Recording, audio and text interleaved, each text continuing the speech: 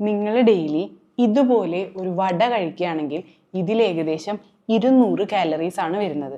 ഇതിന് പകരം ഒരു കപ്പ് പ്ലെയിൻ പോപ്കോൺ കഴിക്കാം. ഇതിൽ ഏകദേശം 30 കാലറീസ് ആണ്. അതുമാത്രമല്ല ഇതിൽ ഒരുപാട് ഫൈബേഴ്സും അടങ്ങിയിട്ടുണ്ട്. ഇനി ഒരു ഗ്ലാസ് ചായ കുടിക്കുകയാണെങ്കിൽ ഇതിൽ ഏകദേശം 120 കാലറീസ് ആണ് ഉള്ളത്. ഇതിന് പകരം ഒരു ഗ്ലാസ് വാം ലെമൺ വാട്ടർ കുടിക്കാം. ഇതിൽ ഏകദേശം 10 കാലറീസ് ആണുള്ളത്. അതുമാത്രമല്ല ഇതിലൊരുപാട് വൈറ്റമിൻ സി ഉള്ളത് കൊണ്ട് നിങ്ങളുടെ ഇമ്മ്യൂണിറ്റിയും ബൂസ്റ്റ് ചെയ്യാനായിട്ട് സഹായിക്കും.